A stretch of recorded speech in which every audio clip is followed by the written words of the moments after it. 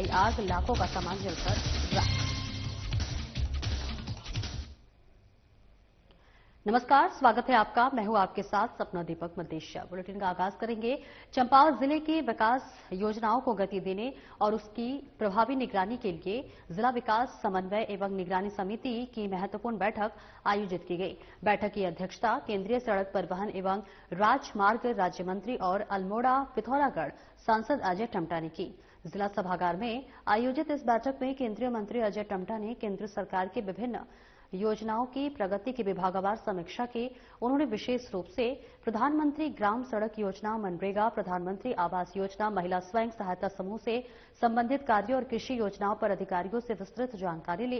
बैठक में केंद्रीय मंत्री अजय टमटा ने अधिकारियों को स्पष्ट निर्देश दिए कि विकास कार्यों की गुणवत्ता से किसी भी कीमत पर समझौता न किया जाए और सभी योजनाओं को समयबद्ध तरीके से पूरा किया जाए। उन्होंने कहा कि केंद्र सरकार की मंशा है कि योजनाओं का लाभ अंतिम व्यक्ति तक पहुंचे, जिसके लिए अधिकारियों और जनप्रतिनिधियों के बीच बेहतर समन्वय होना आवश्यक है। और उसमें भारत सरकार की गाइडलाइन के अनुसार सभी डिपार्टमेंट की मॉनिटरिंग की गई है, निगरानी की गई है और जिन विभागों के द्वारा भारत सरकार के अनुरूप काम किया जा रहा है उनको शुभकामनाएं, इसी गति के साथ काम करें और जो पीछे रह गए हैं उनको जल्दी ही दिशा निर्देश दिए गए कि वो गाइडलाइन के अनुरूप काम करें और मुझे लगता है कि यहाँ के जिला प्रशासन, जिलाधिकारी और सभी लोग बहुत एक्टिवली काम कर रहे हैं। दीपावली से पहले मिठाइयों की मिठास पर कड़वी सच्चाई उजागर हुई है। उत्तराखंड के बॉर्डर इलाकों में अवैध मावे की सप्लाई की कोशिश को खाद्य सुरक्षा विभाग ने नाकाम कर दिया है। विभाग ने हरिद्वार सीमा पर की गई एक बड़ी कार्रवाई में करीब 10 कुंटल मिलावटी मावा जब्त कर दिया है। ऐसे में खाद्य सुरक्षा आयुक्त डॉक्टर आर राजेश कुमार के निर्देश पर गढ़वाल मंडल के उच्चायुक्त खाद्य सुरक्षा आरएस रावत के नेतृत्व में टीम ने अमानत गढ़ चौकी पुलिस के साथ संयुक्त कार्रवाई के दौरान मुजफ्फरनगर से देहरादून की ओर जा रही एक मारुति एसयूवी को रोका गया है, जिसमें करीब 10 कुंटल मावा भरा हुआ है, जिसकी कीमत करीब 2.5 लाख रुपए बताई जा रही है। जांच में खुलासा हुआ है कि मावा बिना किसी तापमान नियंत्रण के कार की डिग्गी और सीटों पर भरा था। वाहन चालक मोहम्मद आरिफ ने स्वीकार किया कि न तो उसके पास फूड लाइसेंस था, न ही उसे मावे की उत्पादन तिथि की कोई जानकारी थी। वहीं रुड़की शहर के गोयल स्वीट्स से भी मिठाई का नमूना लिया गया है ताकि त्योहारी सीजन में मिठाइयों की गुणवत्ता और सुरक्षा सुनिश्चित की जा सके। दीपावली से ठीक पहले इस कार्रवाई ने एक बार फिर आगाह कर दिया है कि मिठास के नाम पर मिलावट का जहर कहीं आपकी थाली में न पहुंच जाए। खाद्य सुरक्षा विभाग का कहना है कि आने वाले दिनों में पूरे प्रदेश में सख्त चेकिंग अभियान जारी रहेगा।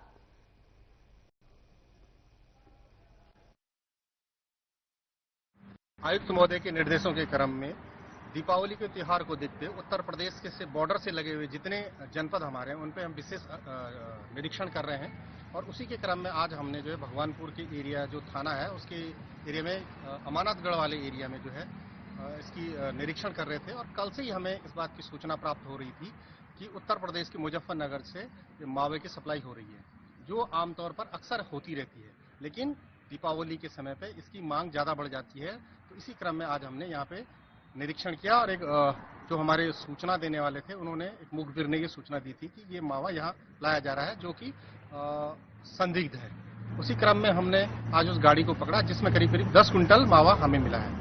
उसके 2 नमूने लेकर के जांच हेतु रुद्रपुर लैब को भेजे जा रहे हैं और साथ ही सारा का सारा मावा जो है उसको जो है नष्ट करवाया जा रहा है। साथ में उनके जो ड्राइवर है उन्होंने स्पष्ट कहा है कि ये मावा जो है मिल्क पाउडर, पाम ऑयल या रिफाइंड मिला करके और सेपरेटा दूध से मिलके बनाया जाता है, तो इसी कारण जो है इसको मौके पे ही नष्ट करवा दिया गया है। बाकी जैसी लैब की रिपोर्ट आएगी उसके आधार पे जो है अग्रिम कार्रवाई की जाएगी। और आगे बढ़ेंगे जहां अवैध निर्माणों और अवैध प्लॉटिंगों पर रेमडीडीए की बड़ी कार्रवाई सामने आई है। जहां आपको बता दें विभिन्न स्थानों पर अवैध निर्माणों और प्लॉटिंगों पर हुई ध्वस्तीकरण और सीलिंग की कार्रवाई। संयुक्त सचिव और चटवाल के आदेशों पर हुई कार्रवाई। शिमला बाईपास रोड पर महेश उपाध्याय और सतीश की अवैध प्लॉटिंग को बुलडोजर से ध्वस्त किया गया। इखलाक और शौकीन के अवैध निर्माणों को सील किया गया। बिना स्वीकृति के हो रहे किसी भी अवैध निर्माण को बर्दाश्त नहीं करेगा। एमडीड के वीसी तिवारी ने कहा, विकास मानकों और भवन विधियों का उल्लंघन करने वाले पर होगी सख्त कार्रवाई। एमबीडीए पारदर्शी कर रहा है कार्य। किसी भी शिकायत पर हो रही त्वरित जांच और कार्रवाई। किसी भी प्रकार के निर्माण कार्य से पहले प्राधिकरण से मानचित्र कराएं स्वीकृत। बिना स्वीकृत के निर्माण कार्य न करें शुरू। सचिव मोहन सिंह बर्निया ने कहा, बिना स्वीकृति के प्लॉटिंग या भवन निर्माण कार्य वालों पर हो रही है सख्त कार्रवाई। एमबीडीए का उद्देश्य देहरादून को सुनियोजित और व्यवस्थित शहर के रूप में विकसित करना।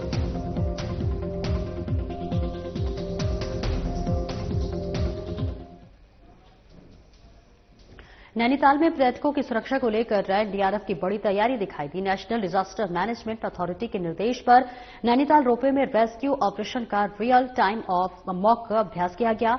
करीब 2 घंटे तक हवा में झूलती केबिन में फंसे यात्रियों को रस्सियों के सहारे सुरक्षित नीचे लाने का पूरा अभ्यास किया गया। मुख्यालय एनडीआरएफ नई दिल्ली के दिशा निर्देश पर 15वीं वाहिनी की टीम ने इस संयुक्त अभ्यास को अंजाम दिया। केबल कार को बीच ट्रैक पर रोककर टीम ने बताया कि अगर कभी तकनीकी खराबी या बिजली बाधित होती है तो यात्रियों को कैसे निकाला जाएगा।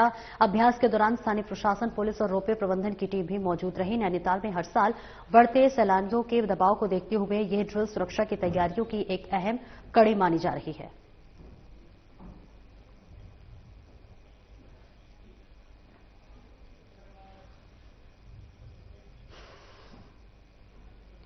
दीपावली पर्व के दौरान कॉर्बेट टाइगर रिजर्व प्रशासन पूरी तरह से अलर्ट मोड पर है। रिजर्व क्षेत्र में वन्यजीवों की सुरक्षा सुनिश्चित करने और अवैध शिकार की किसी भी संभावना को रोकने के लिए सभी रेंजों में पेट्रोलिंग बढ़ा दी गई है। कॉर्बेट टाइगर रिजर्व के निदेशक साकेत बडोला ने बताया कि त्योहारों के दौरान बाहरी गतिविधियां बढ़ जाती हैं। ऐसे में किसी भी तरह की अवैध गतिविधि पर सख्त निगरानी रखी जा रही है। उन्होंने कहा कि वन कर्मियों को रात्रि गश्त बढ़ाने, संवेदनशील इलाकों में टीमों की तैनाती और खुफिया तंत्र को सक्रिय रखने के निर्देश दिए गए हैं। साकेत बडोला ने आम लोगों से भी अपील करते हुए कहा कि यदि किसी को वन्य जीवों से जुड़ी संदिग्ध गतिविधि दिखाई दे तो तुरंत वन विभाग को सूचना दे ताकि समय रहते कार्रवाई की जा सके।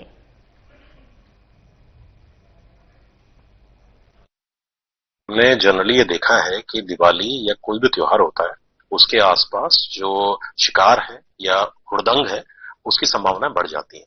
हमारा पूरा प्रयास ये रहता है कि जो हमारा वन क्षेत्र है कॉर्बेट टाइगर रिजर्व का और उसके आसपास उसमें इस तरह की घटनाएं ना होने पाए। उसके लिए हमने एक अलर्ट जारी किया है अपने स्टाफ को, जिसके अंतर्गत स्पेशल पेट्रोल करना, एम्बुश लगाना, जो हमारा सूचना तंत्र है उसको और डेवलप करना और अगर कोई इन्फॉर्मेशन ऐसी मिलती है तो उसमें तत्काल रिएक्ट करना उसमें शामिल है। इस बीच हमने ये भी देखा है कि दिवाली के आसपास जो उल्लू है उनका भी ट्रेड जो है वो पूरे नेशनल लेवल पे काफी बढ़ जाता है किन्हीं क्षेत्रों पे। उसके लिए भी एक स्पेशल अलर्ट जो हमारे चीफ वाइल्ड लाइफ वार्डन है उनकी तरफ से भी आया है, उसको भी हमने अपने जो पूरा क्षेत्र है उसमें हमने उनको बता दिया है। इस दौरान ये भी इंस्ट्रक्शंस किए गए हैं कि जो हमारे कर्मचारी है वो पूरे मुस्तैदी से अपना कार्रवाई करेंगे और केवल बहुत ही विशेष परिस्थितियों में वो भी उच्च स्तर से परमिशन लेने के बाद ही उनको छुट्टी अप्रूव की जाएगी अगर जरूरत पड़ती है। देखिए, अगर कोई भी ऐसा मामला या कोई भी ऐसा प्रकरण सामने आता है तो हमारी जो टीम है उनके द्वारा तत्काल उसको रोकने के लिए पहले तो, और अगर कोई ऐसी घटना होती है तो उस पर कार्रवाई करने की जो भी विधिक जो हमारी कार्रवाई है उसके अंतर्गत कार्रवाई की जाएगी। हमारा पूरे इस जो वो है कार्रवाई है उसका मेन उद्देश्य यही है कि ऐसी कोई घटना होने ना पाए और अगर ऐसी कोई भी अगर शिकारी या कोई इस तरह की घटना का कोई अंजाम देने की कोशिश कर रहे हैं तो उसको पहले ही रोक लिया जाए। और दीपावली के त्यौहार को देखते हुए उधम सिंह नगर जनपद में अग्निशमन विभाग ने सुरक्षा और आपातकालीन प्रबंधन को लेकर अपनी तैयारियां तेज कर दी है। जिले के भीड़भाड़ वाले क्षेत्रों और पटाखा बाजारों में किसी भी अप्रिय घटना से निपटने के लिए सुरक्षा इंतजामों को पुख्ता कर दिया गया है। मुख्य अग्निशमन अधिकारी ईशान कटारिया ने बताया कि प्रशासन ने इस बार जिले के 13 अलग अलग स्थानों पर अस्थायी पटाखा बाजार लगाने की अनुमति दी है।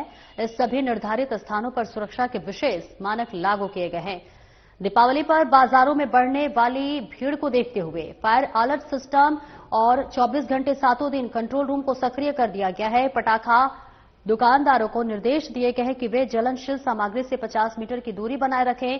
प्रत्येक दुकान पर पर्याप्त मात्रा में पानी, रेत और अग्निशामक यंत्र रखना अनिवार्य होगा। मोमबत्ती या खुली बत्ती के लैंप के इस्तेमाल पर पूरी तरह प्रतिबंध रहेगा। मुख्य अग्निशमन अधिकारी ईशान कटारिया ने जनता से अपील की है कि वे निर्धारित स्थानों से ही पटाखों की खरीदारी करें और आतिशबाजी के दौरान सभी सुरक्षा मानकों का पालन करें ताकि सुरक्षित और खुशहाल दीपावली मनाई जा सके। विभाग के अधिकारी लगातार फील्ड में मौजूद रहकर सुरक्षा व्यवस्था का जायजा ले रहे हैं।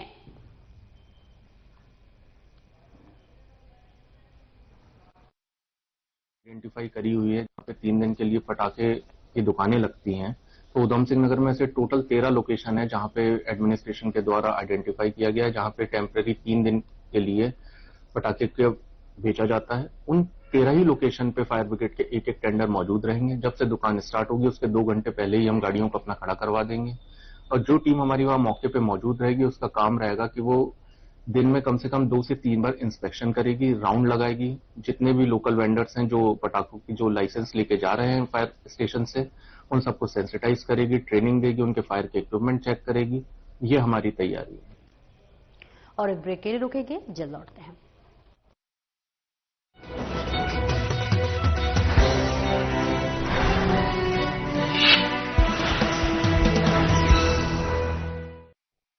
स्वावलंबी हो रहा प्रदेश का युवा, सशक्त हो रहा उत्तराखंड। मुख्यमंत्री पुष्कर सिंह धामी के दूरदर्शी फैसलों और पारदर्शी नीतियों से उत्तराखंड में रोजगार की बयार बह रही है। युवाओं की लाचारी और भ्रष्टाचार की मार पुरानी बात हो गई है। अब युवाओं की मेहनत को समय रहते सही परिणाम मिल रहा है। ऐतिहासिक नकल विरोधी कानून के लागू होने के बाद उत्तराखंड में प्रतियोगी परीक्षाओं में पारदर्शिता आई है। समयबद्ध ढंग से न सिर्फ विज्ञप्ति निकल रही हैं, बल्कि परीक्षा के बाद चयन भी हो रहा है।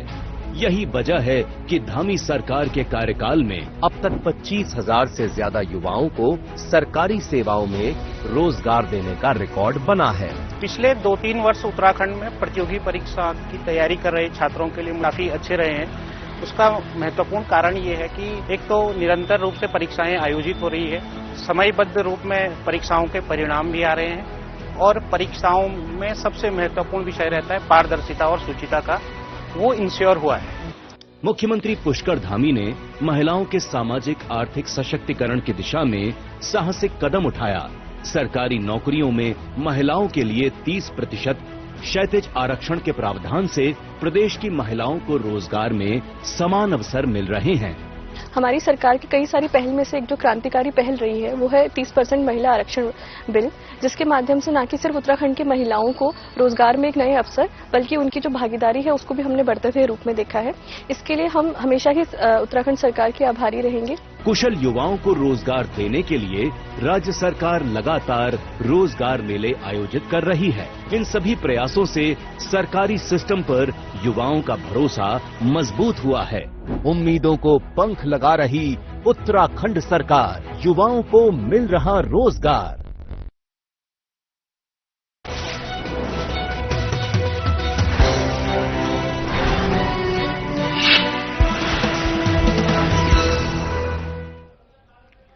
और ब्रेक के बाद एक बार फिर से स्वागत है आपका। मुख्यमंत्री पुष्कर सिंह धामी रोडकी पहुंचे हैं, जहां सीएम धामी ने नवनिर्मित बीजेपी कार्यालय का उद्घाटन किया। कार्यक्रम में बीजेपी प्रदेश अध्यक्ष महेंद्र भट्ट, सांसद त्रिवेंद्र सिंह रावत भी उपस्थित रहे। ऐसे में आइए अब आपका सीधा रुख कराते हैं रोडकी का, जहां सांसद त्रिवेंद्र सिंह रावत, प्रदेश अध्यक्ष महेंद्र भट्ट और सीएम धामी कार्यक्रम में उपस्थित बीजेपी पदाधिकारियों और कार्यकर्ताओं को संबोधित कर रहे हैं। पार्टी कार्यालय से होता है और इसलिए यहाँ से सकारात्मक ऊर्जा इस कार्यालय के माध्यम से जाएगी। ऐसी मेरी आप सबके लिए बहुत सारी शुभकामनाएं। एक तो बात और बेहतर बात अपनी पूरी करूंगा कि आज जिस तरह से वैश्विक परिप्रेक्ष्य में हम देखें, जिस तरह का वातावरण दिखाई देता है, यूरोप को देख लीजिए, यूएस को देख लीजिए, मुस्लिम राष्ट्रों को देख लीजिए, अरब देशों को देख लीजिए, अपने चारों तरफ देख लीजिए, भारत के सराउंडिंग में देख लीजिए, जिस तरह का वातावरण आज बना है, ऐसे में भारत निरंतर आगे बढ़ रहा है। चाहे सामरिक दृष्टि से देश की मजबूती का सवाल होगा, चाहे आर्थिक दृष्टि से भारत की मजबूती का सवाल होगा, इंफ्रास्ट्रक्चर की दृष्टि से होगा, देश की बीडीपी होगी, देश का स्वर्ण भंडार होगा, बहुत तेजी से आगे बढ़ रहा है तमाम वैश्विक दिक्कतों के बावजूद। उसके बावजूद तमाम तरह की बाधाएं उत्पन्न करने की कोशिश हो रही है, लेकिन माननीय प्रधानमंत्री जी के और जो हम सुबह जगते हैं और सोने तक हम किन चीजों का इस्तेमाल कर रहे हैं,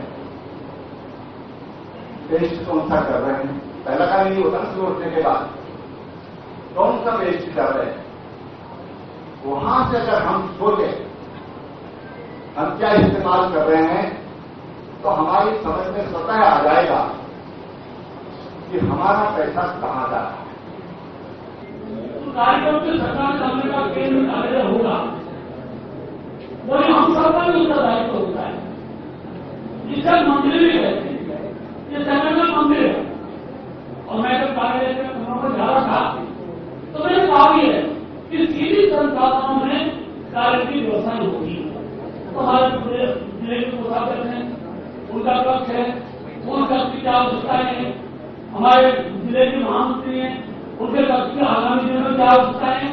मेरा आपसे निवेदन है, आप जब इसको मंदिर के रूप में लेते हैं तो मंदिर में रोज भेजने की जरूरत नहीं होती है, लेकिन हमारे जिलाध्यक्ष से अगर आप आग्रह करें तो भाई यहाँ पर किसी की आवश्यकता है उसका सहयोग करिए, क्योंकि पूरा कार्य मैंने सहयोग से बनाया है, कार्य का सहयोग से बनाया है। मुझे पूरी उम्मीद है कि रुड़की का जो कार्य है ये आज के युग का कार्य है, तकनीकी कार्य के रूप में स्थापित होगा, उसका आप मित्रों केवल चुनाव व्यवस्था हो रहा है, हम सब कार्यकर्ता हैं। पिछली बार एक माहौल था कि एक बार बीजेपी एक बार कांग्रेस, लेकिन हमारे मुख्यमंत्री के नेतृत्व में हमने उस मुद्दा को तोड़ा है और उस मुद्दा पर ज्यादा को हटा मिले और सबसे ज्यादा दिखाई। लेकिन हरिद्वार जिला और हरिद्वार जिला में प्रशासन बोल रहा हूं, अब यहाँ के मतदाताओं को लग गया कि बहुत बड़ी भूल हुई, सारी चीजें बीजेपी को देनी चाहिए थी। विकास उठता है, उसका कोई नहीं है, केवल सत्ता का रास्ते होता विकास उसके केंद्र में होता नहीं है। आज आपके बल पर विश्वास को कह सकता हूं, मुख्यमंत्री जी रुड़की की सारी विकासलाएं ये भारतीय जनता पार्टी की भारतीय जनता पार्टी को दिखाने के लिए हम कितने कार्यकर्ता बैठे हुए हैं, करना बैठे आप सबसे आग्रह करना पार्टी के कार्यक्रमों को प्रभावी रूप से करना है। अभी भारत ये कार्यक्रम चल रहे हैं, हम सब उन कार्यक्रमों का सहयोग दे रहे हैं। 31 तारीख को सरकार की है, उस दिन से लेकर 25 दिसंबर अटल जी के जन्मदिन तक हम प्रत्येक विधानसभाओं में पदयात्राएं निकालेंगे। हमारी विधानसभा की पदयात्रा दूसरी विधानसभा पदयात्रा बड़ी पदयात्रा के रूप में दिखाई दे, हर घर का व्यक्ति ये भाजपा का जुड़े, इस प्रकार के कार्यक्रम का भविष्य करनी है। हमारे पूर्व ये हम सभी के लिए बहुत हर्ष का विषय है कि बाबा केदार और भगवान बद्री विशाल के आशीर्वाद से, आपके समर्पण से, आपके परिश्रम से और पार्टी के प्रति सच्ची निष्ठा के बल पर मुझे याद है कि हम लोगों ने इस कार्यालय का शिलान्यास भी किया था, हम सब लोगों ने मिलकर, और बहुत जल्दी इस कार्यालय का हम हमारे प्रदेश अध्यक्ष जी के नेतृत्व में आज इसका लोकार्पण भी कर रहे हैं। और आपको 2 दिन पहले इसी प्रकार हमने काशीपुर में भी, काशीपुर के कार्यालय का भी लोकार्पण कर दिया। ये केवल एक भवन मात्र नहीं है, जैसा आपने सभी पूरे हमारे सभी वक्ताओं ने बताया, बल्कि हमारे हजारों कार्यकर्ताओं की निष्ठा, समर्पण और संगठन के प्रति उनकी जो निष्ठा है और संगठन का जो विस्तार है, उसका एक ये प्रमाण है। और ये सच में आने वाले समय में, जैसा आदमी प्रदेश अध्यक्ष जी ने कहा कि हमारे इस पूरे जो 6 विधानसभा क्षेत्र हमारे इस जनपद के अंतर्गत आते हैं, जो संगठन का जनपद है, वो 6 के 6 विधानसभा क्षेत्रों में एक बड़ी ऊर्जा का केंद्र बनेगा, जहां से अंत्योदय की भावना को आगे बढ़ाया जाएगा और समाज के हर जरूरतमंद किसान को, मजदूर को, हमारे आम जन को बहुत बड़ा एक सेवा का माध्यम भी ये कार्यालय हमारा बनेगा। भाइयों बहनों, आज के इस अवसर पर मैं श्रद्धेय श्यामा प्रसाद मुखर्जी जी को भी नमन करता हूं, जिन्होंने जनसंघ के रूप में एक राष्ट्रवादी संगठन की नींव रखी। आज भारतीय जनता पार्टी के रूप में वही संगठन हमारा उसी विचार को आगे बढ़ाते हुए आज भारतीय जनता पार्टी दुनिया की सबसे बड़ी राजनीतिक पार्टी बन गई है, सबसे बड़ा राजनीतिक दल बन गया है। साथ ही हम सबको, पूरी दुनिया को एकात्म मानववाद का विचार देने वाले, पूरे विश्व को जिन्होंने समाज के अंतिम छोर में अंत्योदय का विचार देने वाले, अपनी आदर्श शक्ति एवं बौद्धिक विशिष्टता से संपूर्ण विश्व में भारत के गौरव को बढ़ाने का काम करने वाले स्वर्गीय अटल बिहारी वाजपेयी जी को भी मैं नमन करता हूं। भाइयों बहन, भारतीय जनता पार्टी का सफर बहुत लंबा है, बहुत संघर्षपूर्ण है। कभी 2 सीटों से शुरू हुई ये यात्रा आज विश्व की सबसे बड़ी राजनीतिक पार्टी के रूप में जा पहुंची है। ये कोई संजोग नहीं है, बल्कि ये संगठन के हर एक छोटे कार्यकर्ता की, बड़े कार्यकर्ता की, किसी की क्षमता अधिक होगी, किसी की सामान्य होगी, लेकिन सब ने मिलजुल कर इस संगठन को विस्तार किया है। और आज आदरणीय प्रधानमंत्री जी के हमारे कुशल नेतृत्व और उनकी दूरदृष्टि का परिणाम है कि भारतीय जनता पार्टी अब केवल पार्टी नहीं, बल्कि उन और वह एसएसपी प्रवीण सिंह डोभाल द्वारा ऑपरेशन रिकवरी के तहत चोरी खोए मोबाइल की बरामदगी के लिए गठित सीआईआर राव पोर्टल पर प्राप्त शिकायतों पर त्वरित कार्रवाई करने के निर्देश दिए गए हैं। एसएसपी के निर्देशों के अनुपालन में कार्रवाई करते हुए थाना सिडकुल पुलिस ने सीआईआर राव पोर्टल के माध्यम से खोए हुए 32 मोबाइल फोन की रिकवरी करते हुए बड़ी सफलता हासिल की है। बरामद मोबाइलों में से कुछ फोन बाहरी राज्यों से जनपद हरिद्वार में रोजगार के लिए आए सिडकुल स्थित कंपनियों के कर्मचारियों के हैं, वहीं कुछ फोन स्थानीय निवासियों के हैं, जिनकी कीमत लगभग 8 लाख रुपए से अधिक आंकी गई है। अपने खोए हुए मोबाइल फोन वापस मिलने की उम्मीद छोड़ चुके पीड़ितों के चेहरों पर थाना सिडकुल पुलिस के द्वारा अपने अथक प्रयासों से मुस्कान लाई थी, जिस पर जनता ने हरिद्वार पुलिस की भूरी भूरी प्रशंसा की है। हरिद्वार पुलिस आमजन से अपील करती है कि यदि उन्हें कोई लावारिश मोबाइल फोन मिलता है तो उसको उक्त मोबाइल को तत्काल अपने नजदीकी थाना पुलिस चौकी में जमा करा लें।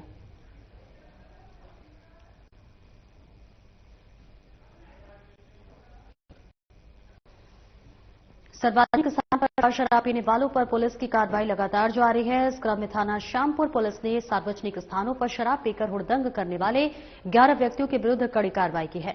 एसएसपी प्रवीण डोभाल ने सार्वजनिक स्थान पर शराब पीने वालों के विरुद्ध कार्रवाई करने के लिए समस्त थाना प्रभारियों को निर्देशित किया है। बता दें कि थाना श्यामपुर पुलिस टीम ने त्योहारी सीजन के दृष्टिगत विशेष चेकिंग अभियान चलाया।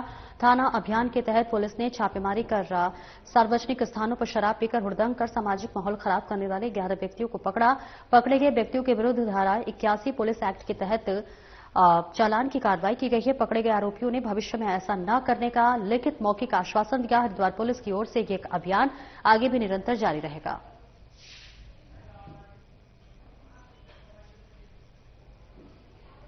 ट्रांसपोर्ट नगर क्षेत्र के एक रेस्टोरेंट में भीषण आग लगने से अफरा तफरी मच गई। देखते ही देखते रेस्टोरेंट पूरी तरह से जलकर राख हो गया। आग लगने की सूचना मिलते ही दमकल विभाग की टीम मौके पर पहुंची और कड़ी मशक्कत के बाद आग पर काबू पाया गया। हालांकि तब तक रेस्टोरेंट का ऊपरी हिस्सा और अंदर रखा लाखों रुपए का सामान जलकर राख हो चुका है। रेस्टोरेंट स्वामी ने बताया कि रेस्टोरेंट के पास ही लगे बिजली के पोल से देर रात अचानक तेज स्पार्किंग हुई, जिसके बाद आग तेजी से फैल गई। उन्होंने आरोप लगाया है कि कई बार बिजली विभाग को पोल पर लटक रहे ढीलों तारों पर खराब कनेक्शन की जानकारी दी गई थी, लेकिन विभाग ने इस पर कोई ध्यान नहीं दिया। वहीं फायर ब्रिगेड अधिकारी मिंदर पाल सिंह ने बताया कि जैसे ही नियंत्रण कक्ष को आगे लगने की सूचना मिली, तुरंत अग्निशमन वाहन मौके पर भेजा गया। टीम ने मौके पर पहुंचकर आग पर काबू पाया और आसपास के क्षेत्र की सुरक्षित किया। उन्होंने बताया कि प्राथमिक जांच में आग लगने का कारण विद्युत शॉर्ट सर्किट बताया जा रहा है।